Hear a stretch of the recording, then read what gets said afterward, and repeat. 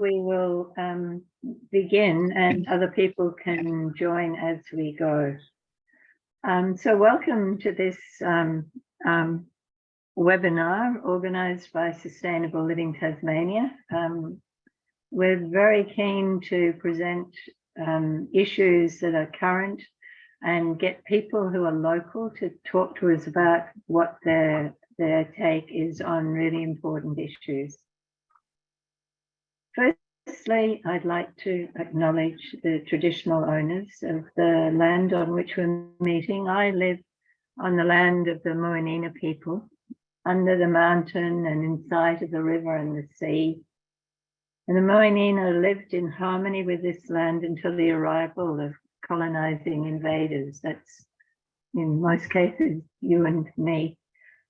The Palawa people since then across Lutruwita, Tasmania have continued their care, and I acknowledge their care for country and their elders, past and present.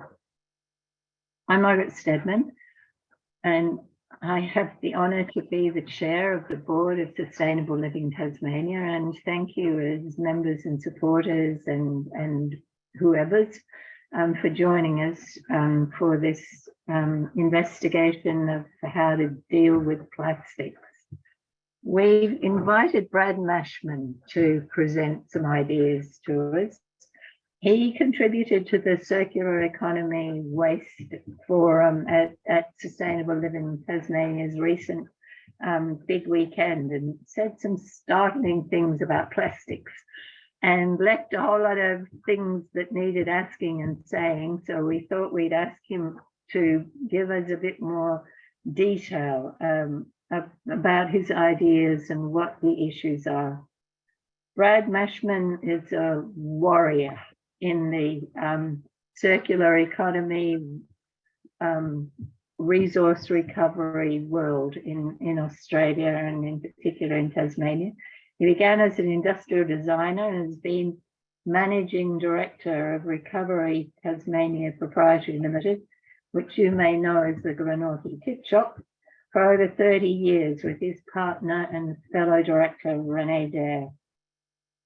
Resource recovery is his passion, and he's been deeply committed and has served for many years on the executive of the Waste Management and Resource Recovery Association, the professional body of the waste industry. And he's had a Churchill fellowship, which took him to Europe to study circular economy practices. And as I said, he made some startling statements that really rocked me at the big weekend. And I want him to give us a bit more information about how we should be managing plastic. So this is how it's going to work. Brad will talk for about half an hour, and then we'll have an opportunity for you to ask questions or comment. And you should see at the bottom of your screen a Q&A function. And if you have a question, when you put your question in the Q&A, and Todd Haustein, who is not visible, but he's beavering away in the background, keeping all of this hopefully working really well. So that's how it will work. And I'd like to hand over to you, Brad. Thank you very much for being with us. Thanks, Margaret, Helen and Todd, for the opportunity and your hard work. So I'm just going to run through the slides. I'll speak to them a little more than just the dot points.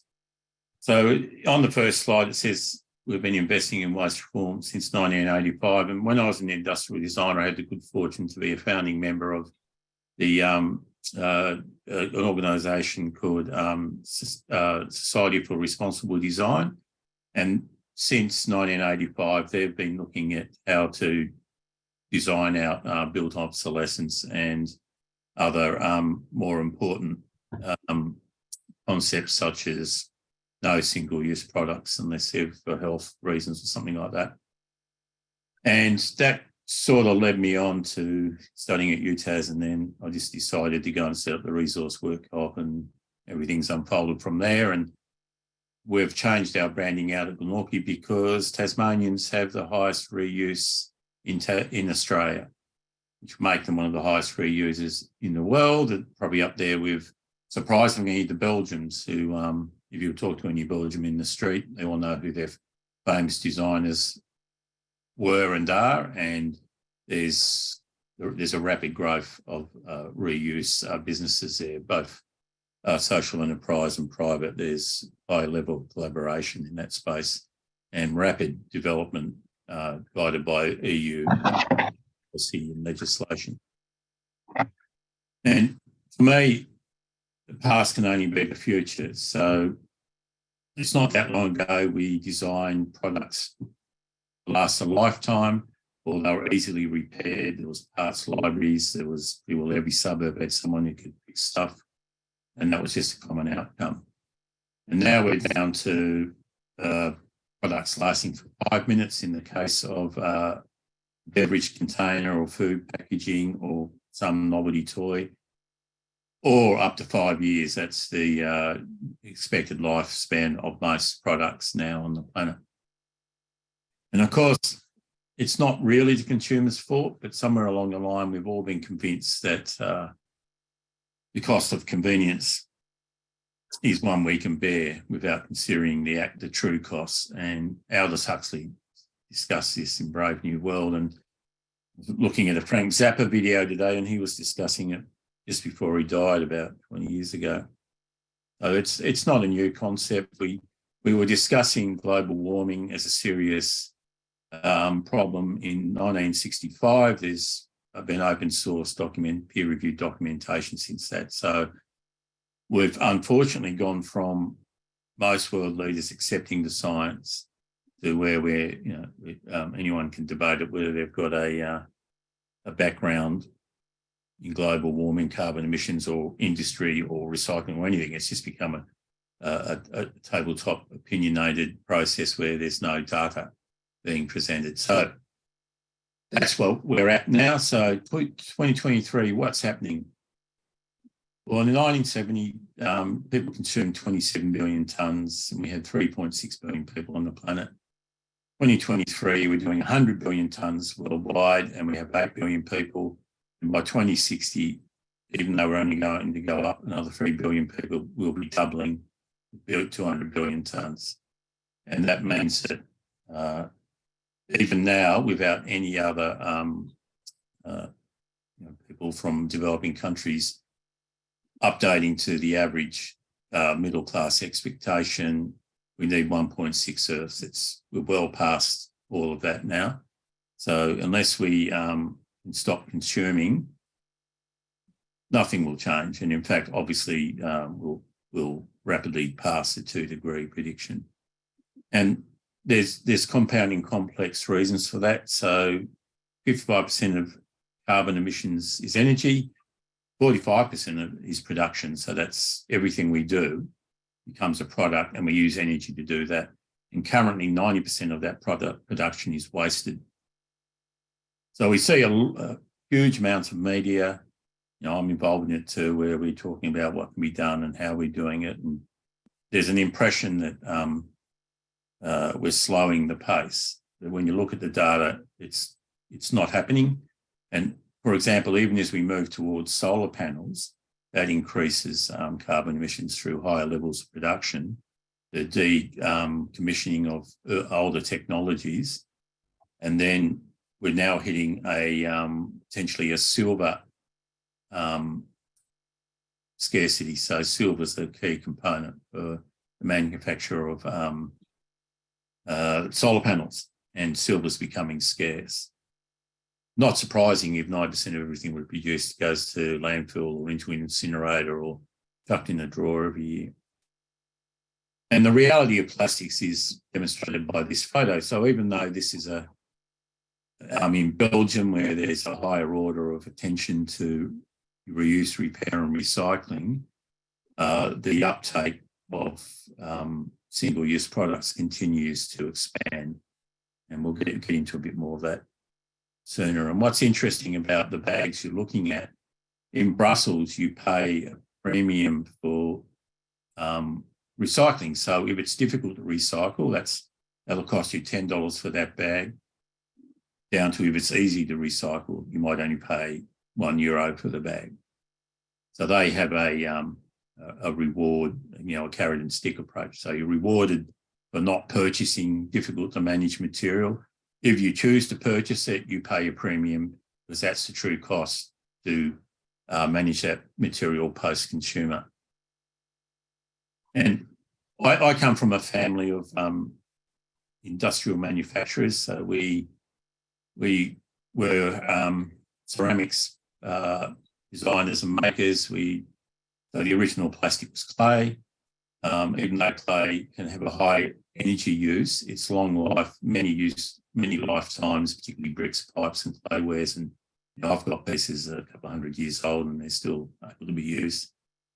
It can also be repaired. It used to be a side industry because a lot of that material is such a high cost that you've probably seen the plates and the cups and so forth with brass wire carefully repaired, and there was a high level of repair and repainting of ceramics because they were a high cost. And also people loved them, and that's how they were sold. They weren't necessarily sold as overproduced items. They were sold for maybe one or two purchases in your life. And that's how we were until the 1970s. And of course, with plastics, they can't return to Earth. With ceramics, you can return them to Earth. They're not toxic. And this is one of my family's pieces. It's actually about 1.5 metres high, and that's in the National Museum in Canberra. But that was a specialty piece. But again, that'll last to the end of the universe if it's carefully cared for. It'll never break unless someone smashes it. And then we get into plastics, good, bad, and ugly. Plastics, they're great. They've got a similar perspective to ceramics because they can last 2,500 years in the environment, which means they can last 20 to 500 years in your house if you keep using them. But even though the history of plastic is good, it was originally considered to be, again, a easy to use product for mass production that could provide everyone with a reasonable expectation of a good life through, buying one Bakelite radio or one Bakelite mixer or so on and so forth. All of those products were designed for a single purchase and for you to repair it as time went on. So, a lot of those plastics will be around in 500 years' time. Unfortunately, the fossil fuel sector have chosen to ramp plastics production up and convince us all that plastic is relatively worthless, and then we'll get into a bit more of that data. So at the moment, we're collectively producing and using 300 million tonnes of plastic worldwide. 50% of that is now single use. And to put that in perspective, just a beverage container that is 1 million beverage containers a minute, 24/7. That doesn't include all the other plastic. Sorry. And only 9% is recycled after 40 years of effort and tens of billions spent. And the oil sector, or the fossil fuel sector, plan to increase plastic production to 900 million tonnes plus by 2030.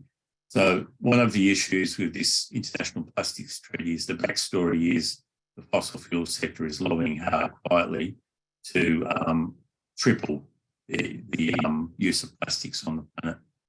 So there is no real intention to reduce it. And that includes the 50% of single use. And I suspect that the quiet story is to increase the single use. And the selling point was, we're going to recycle all of it. However, after 40 years and tens of billions spent, they're still only recycling 9%. So I wouldn't take any of that seriously unless they're actually talking about removing single-use plastics from the market and returning to the good part of plastics, which is it can last for 500 years.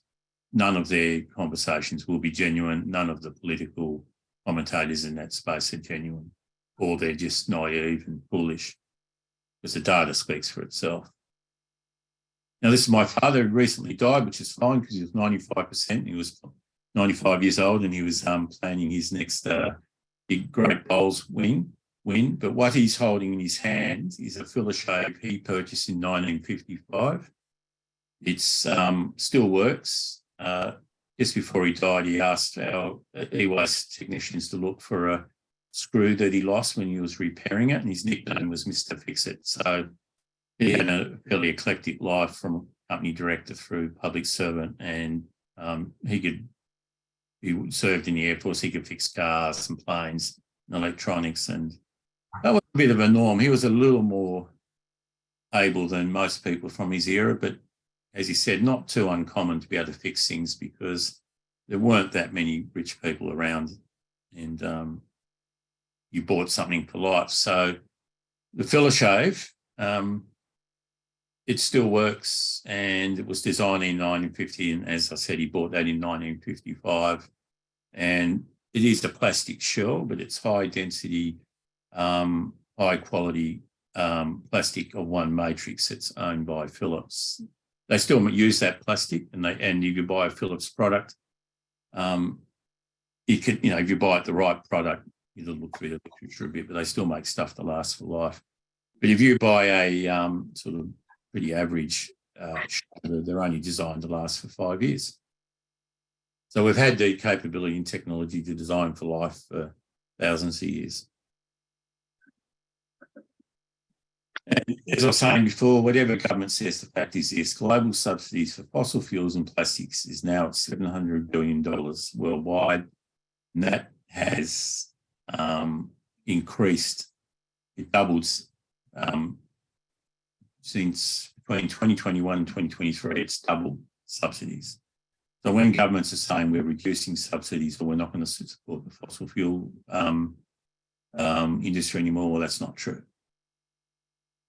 And it's also important to consider that the fossil fuels industry has consistently turned over about $1 billion in profit every day since the late 1900s, probably around the First World Wars when it really ramped up. And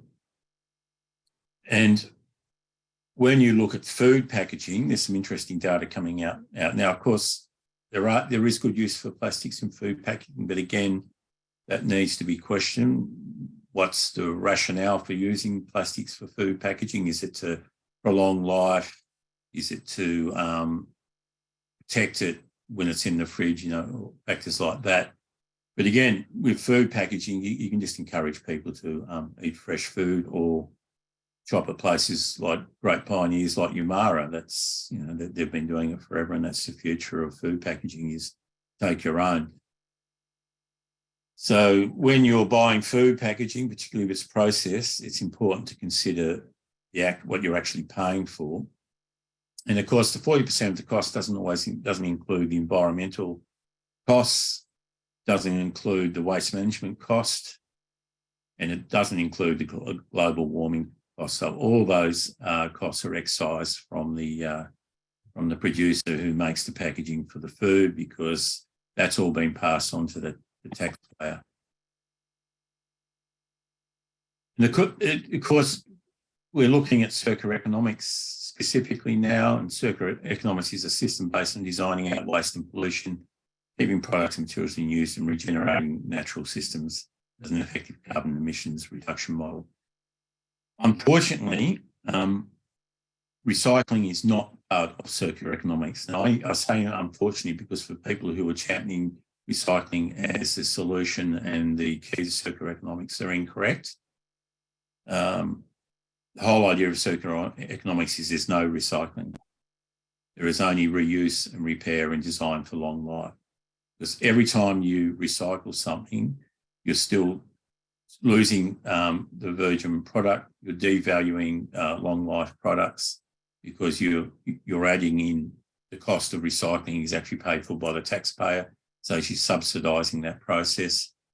And in the EU, recycling, disposal and incineration are considered the same thing. So we're going to move to a truly circular economic society. We just need to return to something, probably the 1940s, when people purchased products in refillable containers. People were sent products in boxes that were sent back to the manufacturer, so on and so forth. And what's interesting in this UN Circular Economic Leaders course I'm doing is the importance of cities in achieving circular economics. So there's this idea that we just keep pushing our waste issues further and further out from the city and we transport it further and further away. The thinking now is that cities need to maintain their existing waste management infrastructure, and then they need to transition that to full resource recovery. And then they need to start funding not just repair cafes, but repair centres. And then they need to be curbing the inputs. So they shouldn't be allowing the import of low value product. They shouldn't be allowing the destruction of sophisticated products and materials on a daily basis at landfills. And here's this is one of the circular economic diagrams discussing how it works. There's a plethora of them available as open source information on the web. This is the Ellen MacArthur one. There's a few other models that they're quite similar, and they're really just discussing the importance of keeping products in service for as long as possible. It's pretty basic stuff. And Australia, well, a lot of Australians, unfortunately, they have a bizarre notion that we're very good in the waste management space, whereas we're pretty well as bad as it gets. So at the moment, we're spending $5.1 billion per annum on disposing of sophisticated products and materials. We're spending about $500 million on resource recovery. That's the sort of stuff that Resource Work Cooperative do and Recovery does, and a few other places on the mainland.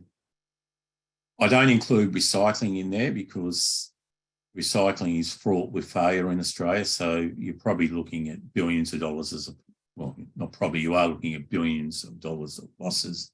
And yet we remain focused on attempting to deal with very poor recycling habits. And we're encouraging people to buy because it's going to be recycled. It's common for that stuff to go to landfill. It's all over the media, and it's been all over the media for near on 25 years now. And yet we seem to think that doing the same thing over and over again is going to provide a different result. And so, and people just don't seem to understand the value of money in Australia at the moment. So we've got ridiculous prices being paid for housing. I was just looking at a house I was going to buy in Erskineville. I was going to pay $60,000 for it at one stage. I thought, nah. And just through circumstance, I saw it sold for $4.2 million, a 2-bedroom house built in about 1890. And you've got to start wondering where Australia's economic imperatives are and whether many economists in Australia really understand what they're looking at. Because you've got to question, how can a house that was worth $60,000 in 1985 now be worth $4.2 million? And I point that out because there's just a great dysfunction in economics in Australia. And fortunately, there's some better discussions coming through the media by more enlightened and lateral economists. But it's always important to consider that a million expressed as time is 12 days. And a billion expressed as time is 37 years. So the difference between $5.1 billion spent on waste disposal and the $500 million invested in resource recovery, it's mind-boggling, and it's fair to say it's infinite. And I was talking to some people the other day about the decision by Sorrell and Clarence to cease their hard waste collection, which is a wise decision, because that was costing each of those councils $1 million a year to crush it and put it in a landfill. And that's just ridiculous. Some years ago, I wrote a report for Glenorchy City Council and they ceased it immediately. We just focused on the economics of what they were doing, and we convinced them to they should be investing those monies in diversion programs, which for a long time they did. And yet at a recent public meeting, the waste officer at Cyril said, "Oh, we can't afford to improve our recycling," and yet they could afford to spend $1 million a year on disposing. So people need to be really hammering and questioning these officers and seeking to comprehend whether they actually understand what they're talking about. It's truly bizarre. And the cost of inaction, well, it's pretty straightforward. So when I got the tip shops going with Renee and a few others, we were turning over 20 million tonnes per annum in waste. And frankly, there was a good mood in Australia. Then the plan was to get that down to 10 million, even with the growth in population. Unfortunately, John Howell got elected. I fronted a productivity commission hearing, and the decision was made that waste was considered to be a measure of wealth. So unfortunately, that's what happened, and that's why we've topped out at 70 million tonnes, even though population's only increased by a third. We've almost, we've more than tripled it. But even then, unfortunately, data collection in Australia is very poor in many areas. If it's not in housing or financial planning or some other nonsense like that, data collection in Australia is considered to be notoriously poor, particularly by the EU. So in 5 data sets required for the new ESG mandated model for corporates in the EU, which is giving equal weight to environment, society, and governance, there's 5 key data sets that you must meet. Australia only meets 2 of those. And that's going to cause a lot of problems for Australia into the future, because the EU is our 3rd largest trading partner. And we have to comply with their mandates, not the other way around. And there's very little preparation for unfolding of ESG for Australian companies that trade and work in the EU, and they will suffer punitive penalties. So while this one's just a bit of a recap, there's some good news, and the tip shop model can still be expanded into being a collection point for plastics for organisations such as Sustainable Plastics Australia, headed up by Brenda Mitchell.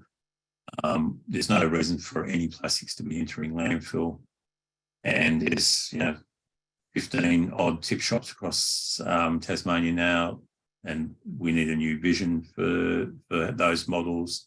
They need to be really transitioning to playing a larger role in promoting and diverting materials, but they require investment. I've already stated the plans to reduce waste production. And we had this was all going to be funded by the Commonwealth, the Productivity Commission under Howard Gill that. And we also have another emerging problem in Australia, and COVID really demonstrated the lack of manufacturing capacity in Australia.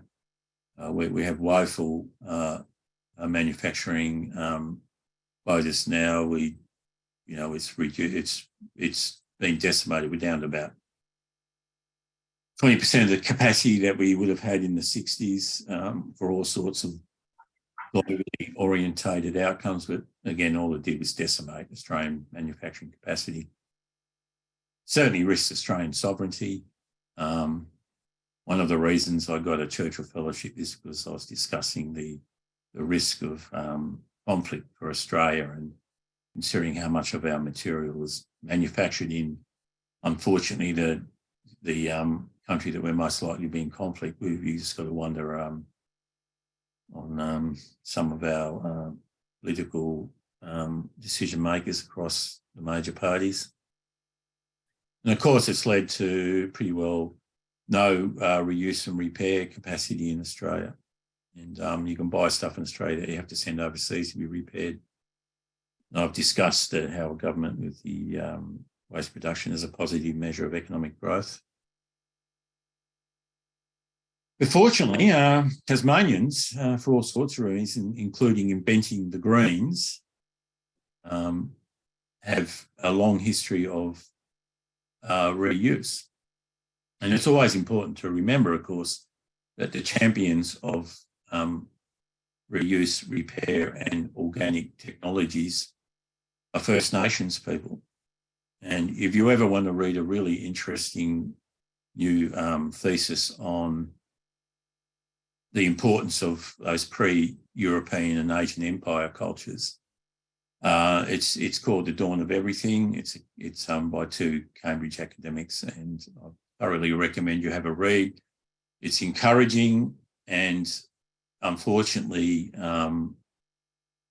the paradigm that we're all living in now is simply the one that's become the most prevalent, because people used to live highly productive and long lives without a lot of the modern technologies that we think we just have to have. And Asian and European empire and imperialists have always run the historical view that, of course, all of those cultures didn't matter, and without us, you wouldn't have any future. But it's a serious thesis, and it just looks past those Eastern and Western Empire states. And the other good thing about Tasmania is it's a high-functioning island state. I know there's issues in health and so forth, but that's really just bad government. And what we do here can be a test bed for the rest of the country. And we've already certainly succeeded there. But in a lot of discussions I've been having recently with some pretty key and motivated people, is there's still a lot of siloing in Tasmania, which I think has only really emerged in the last 10 to 15 years. And I think when the Greens were more prominent, for all of the lava around it, I think there was a greater level of synergy. So it's great that Sustainable Living Tasmania has hung in there and is still pursuing moving and getting people together, because unless we do, the fossil fuels industry will win. So this is just a snapshot. That's the cover of Circular Economic Blueprint. I mean, you can either email me and I can send you a copy, or you can go onto the Churchill Fellowship website and just type in Bradford Mashman. Don't type in Brad Mashman because it's word specific. Nothing comes up. And that's still current, like, you know, that was written in 2019. COVID sort of slowed everything down. So talking to some of our colleagues in Europe, the programs are just accelerating, but the information, the basis of those startups hasn't changed. So that's in the report. And some of the work, it was great that Renee came along, because she's a policy wonk and she's got a lot of experience with the Greens and DPAC and a few other organisations, and that's allowed us to have a greater influence over a broader range of participators in moving to circular economics. And getting back to Tasmania, so we've got a good opportunity, and you might be interested in this, Todd, is with the city's infrastructure, we really need to make sure that proximity principle applies. So what inputs aren't treated as waste, they're treated as resources to be contained within the city. We need to make landfill cost prohibitive so that they just either stay open for the next 100 years or close permanently. And it's interesting to note that the EU is planning on mining all 500,000 landfills in Europe. So by about 2060 or 70, you will never know they existed. And we need to redirect capital wasted on disposal to resource recovery and recycling. Even though I'm not a fan of recycling, I understand the need for transition. And, you know, the EU simply demonstrated they took 1 billion out of waste disposal, invested that into resource recovery, and they created 8 billion in new economic activity. You need to pay resource recovery and recyclers per kilo of material actually return to market. At the moment, we pay to dispose, or we pay theoretically for people to return material to market, but they're just storing it around Australia because they don't have anywhere to market it to. And we're also just decided to offset our problem by we're exporting our waste again. That's just ridiculous. We've got more than enough expertise here to manage all of that. It's just poor government. And there's too many definitions for circular economics. So the British went ahead some time ago. There's a BSI 8001. It's a British standard for circular economics. That's a good place to start. And truth in reporting, you just have to demonstrate that you're actually returning material to market, be circular economic, and you can't be a company that manages waste for disposal or incineration or any other destructive process such as that. And if anyone's saying the circular economic and they undertake any of that activities, they're lying. Fortunately, the UTAS is working on tax incentives for reuse and repair, and you would want to talk to Renee about that, and we could talk to Therese Fider at UTAS about that. We need to return designing for long life. So the Society for Responsible Design that's what they're promoting, and they're gearing up for a new campaign. And repair cafes are fantastic, but really we should be paying those people. There's still an intent to not pay people who recover and repair and reuse materials, and we're still investing by magnitude our money into disposal and recycling. That has to be turned around. It is not a rational economic outcome. And we just need to make disposal of sophisticated products and materials prohibitive overall. Like, it's just a heavy penalty if you choose to do that, and the EU's moved somewhat down that road. We've got alternatives to plastic. In France, it's just passed a mandate. Government there, 70% of food cannot be packaged, and if it's going to be packaged, reuse has to come first. We can use plastic for long life, like, it can last for 500 years. So why aren't we focused on that?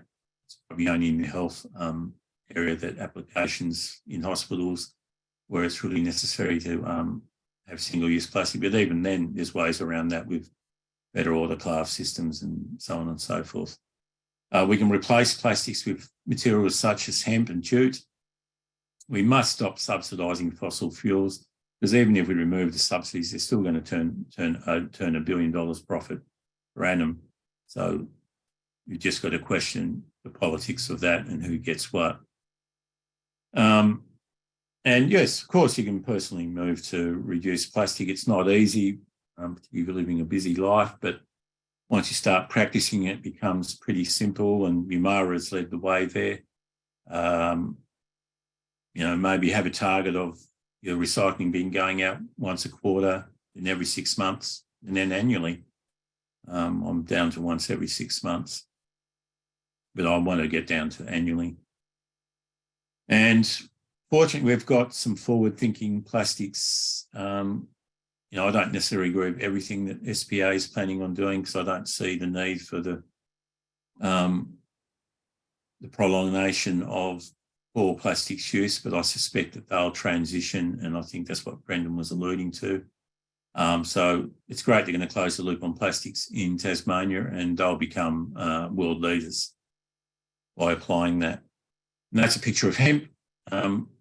Everything used to be made out of hemp. That's pretty well made out of plastic now. Containers, ropes, building materials, chips, the applications are endless. And of course, the Netherlands have never given up on hemp. They're still major hemp suppliers around the world. They're just a lot smarter than a lot of other countries. And then we need to get serious. Government needs to stop faffing about. Government can pretty well do what it wants. The premise of government in Australia is collect taxes, protect citizens, and the rest of it is just politics. So we can ban single use now, whatever the current minister says, whatever the industry says. Well, sure, a lot of industries would suffer. Companies would have to close down. Too bad. We have a problem not having enough skilled workers in Australia, so they can just transition to something else. And in the EU, there's been funding available for companies to transition to less polluting and dangerous activities. And we can just ban plastics that can't be recycled. Like, if you don't know what the matrix is, don't import it, don't make it. It's pretty easy. We ban all sorts of materials from the market. You can't use asbestos anymore. There's a reason for that. And plastics has a higher impact on human health and the environment than asbestos ever did. And further, make sure that recycled plastics actually have a market. Why are we investing in companies that continue to fail and strangely burn down frequently? And there's only 7 plastics we need. We know they're down to 5, but there's probably good arguments that for some high-tech uses that we need the other 2. And if you don't know the matrix of the plastic, already getting down to the molecular level, again, ban it. Don't import it. Don't allow it to be manufactured. And don't reward bad corporates who deliberately use those matrices to destroy the recycling regime in Australia and other countries. It's not an accident. They're deliberately making it overly costly to recycle or making it impossible to cycle. When you analyse, when some of my industrial design mates analyse plastics, you've got lead and all sorts of unknown substances in them, and they're never going to be recycled, and they should never have been imported into Australia. And these are the Magnificent 7. So at the moment, there's 36,000 currently registered plastics. That's not all of them because there's other people doing backyard stuff. They're the 7 plastics. You don't need any others. And it's all for this, of course.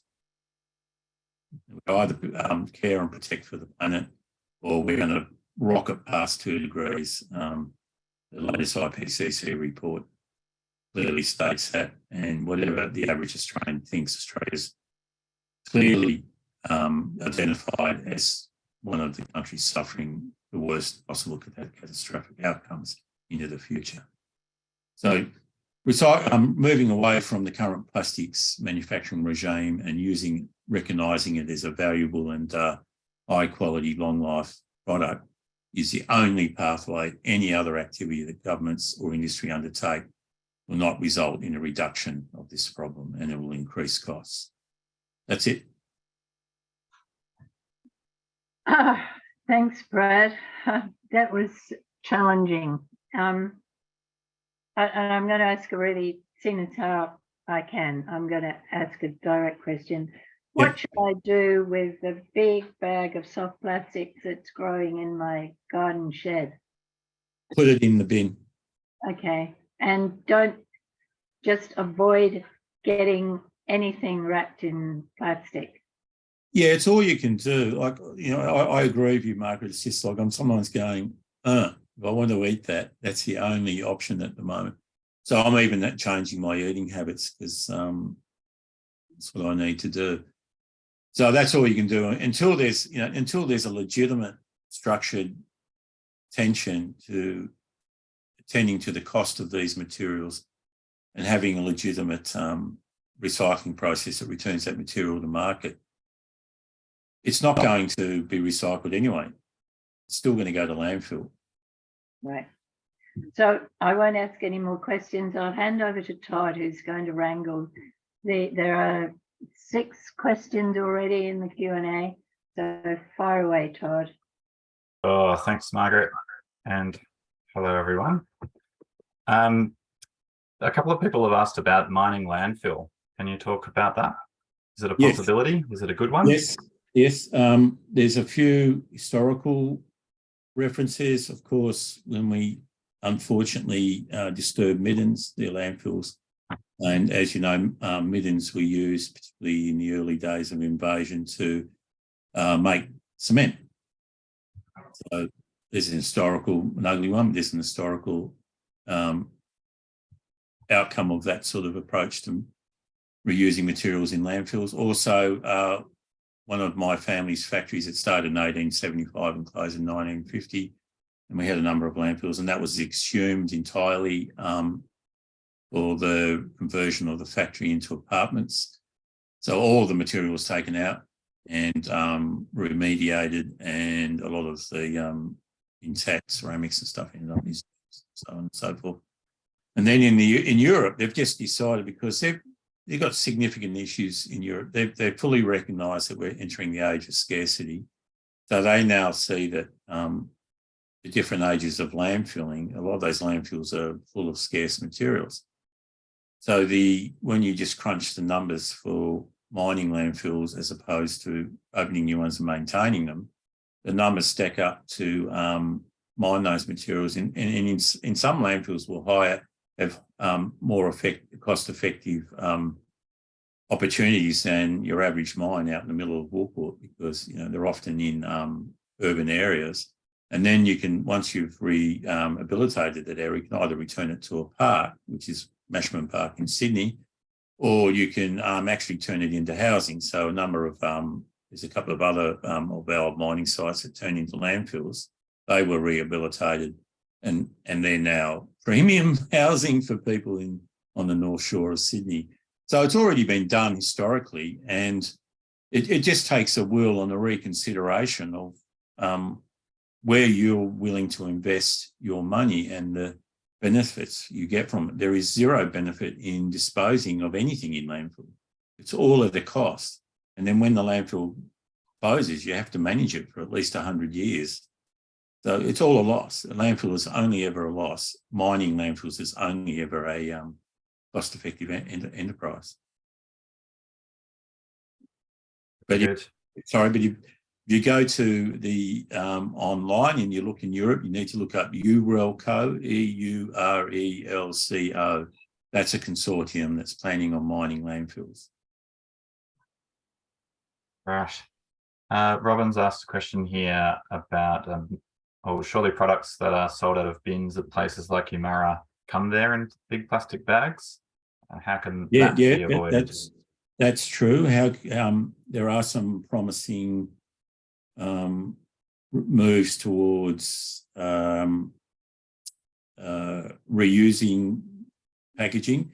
Now, to return to reusable packaging for production and transport of goods, you really need to invest fairly heavily at the front end. So it's only 40 years ago that was common.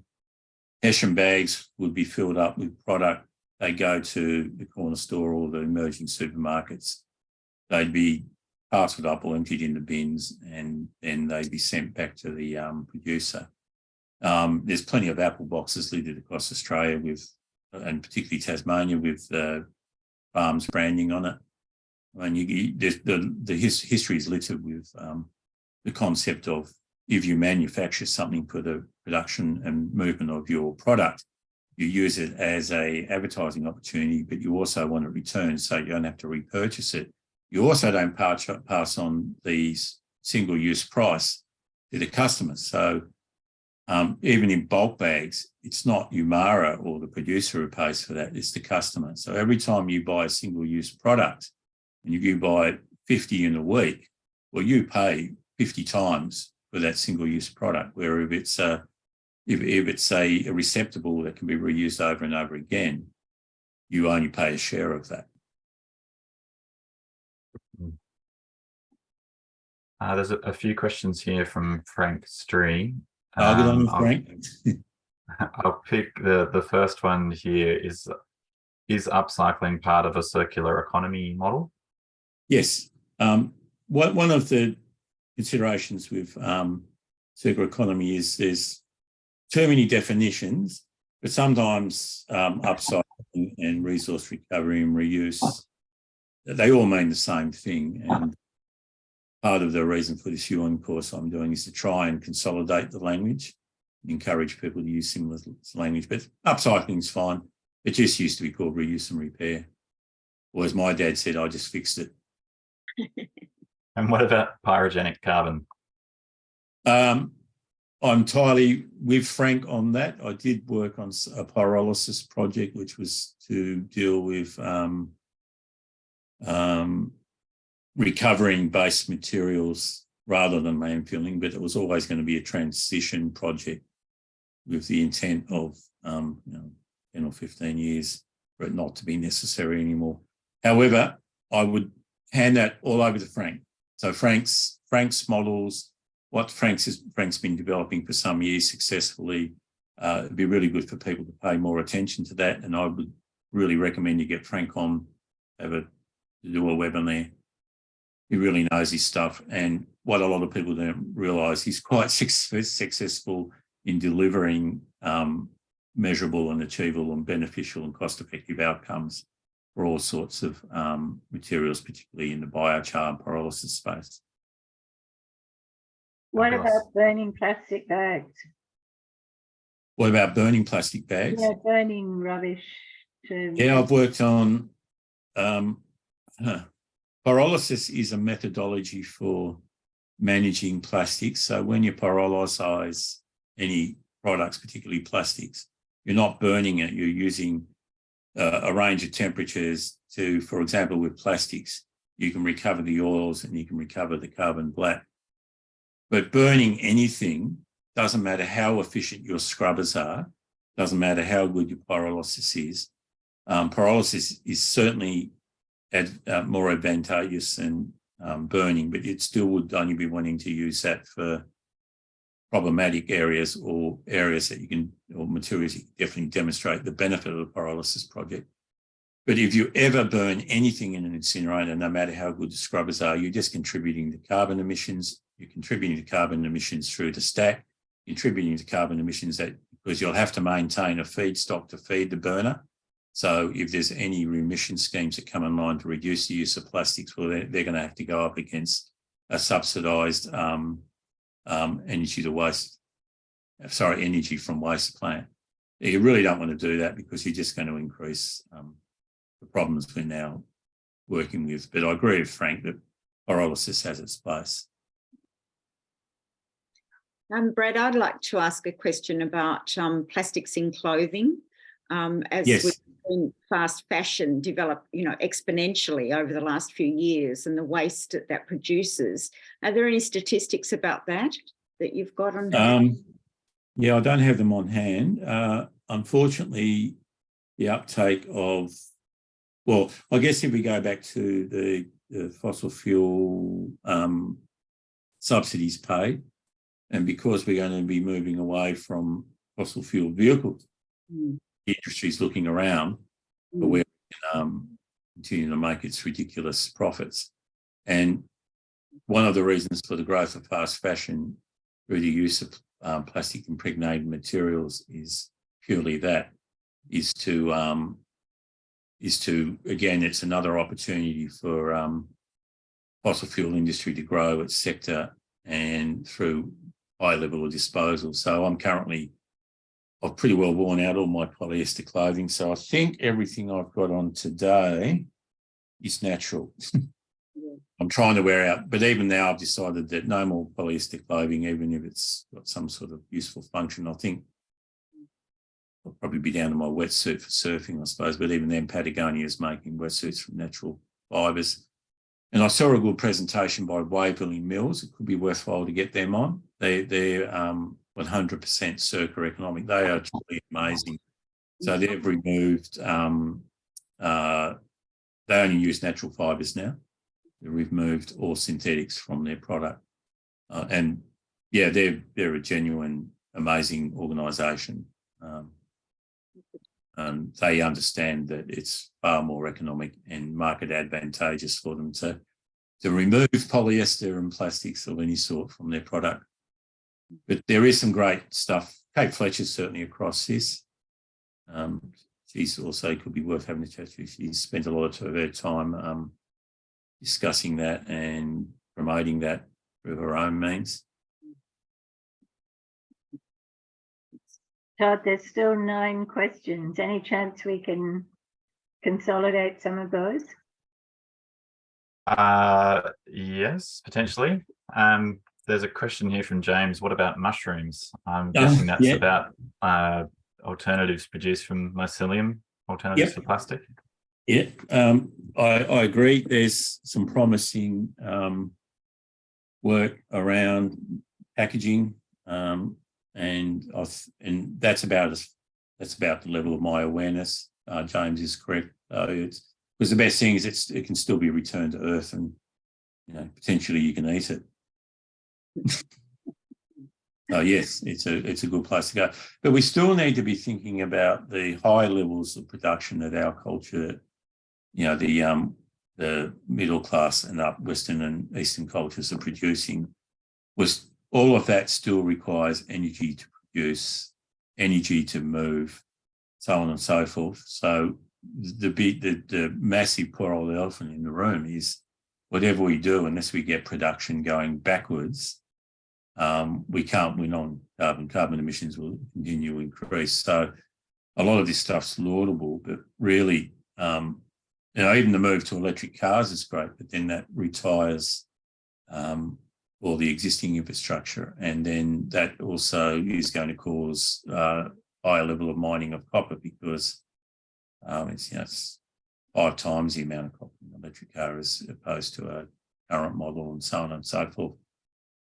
So the next discussion really has to be about, well, we've got to stop producing a whole lot of stuff forever, because we can't win. You can't argue against the 100 billion tonnes now and the 200 billion tonnes we're heading for. And what's even worse, we're about to enter a period of time from now to 2050 when we'll build infrastructure will be double everything that's ever been built till now, which will massively increase carbon emissions. So whatever we do, we have to stop making so much stuff, whatever it's made of.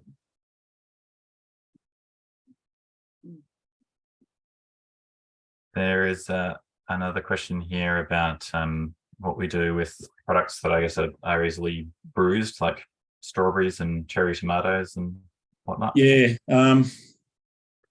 It's interesting talking to Dad, because he had a fairly privileged life, but he did live in poverty for about a decade because of some bad decisions by my grandfather. But he made the point that they just cut out the bruised bits and ate the rest, or if it was too bruised, they just made it into jams and preserves and stuff. So again, I struggle with that one.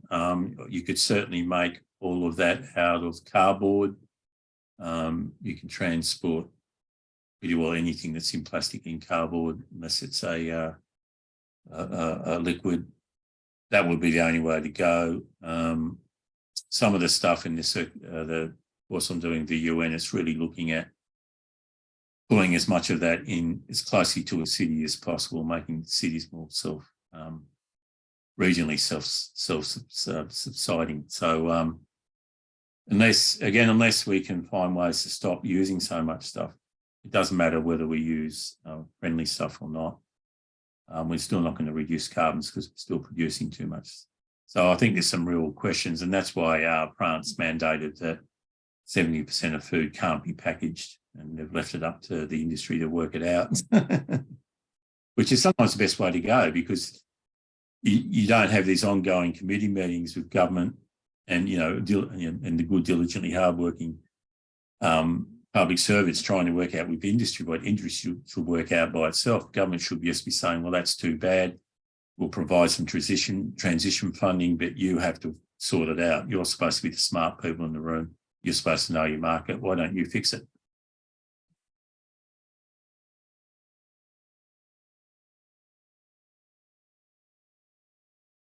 Do you want to take any more questions, Margaret, or do you want to wrap it up? I guess we need to finish pretty much on time. And I still see there's still some questions left. Do you want to pick just one more, Todd? Oh, which one to pick?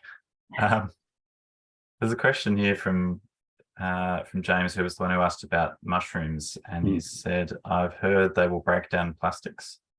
Now, I've heard that not specifically about mushrooms, but about microbes, that there's been some evidence has been found of microbes evolving that are eating plastic. It feels terrible to leave it up to nature to clean up our mess, but is there any hope in that? Well, I guess there is.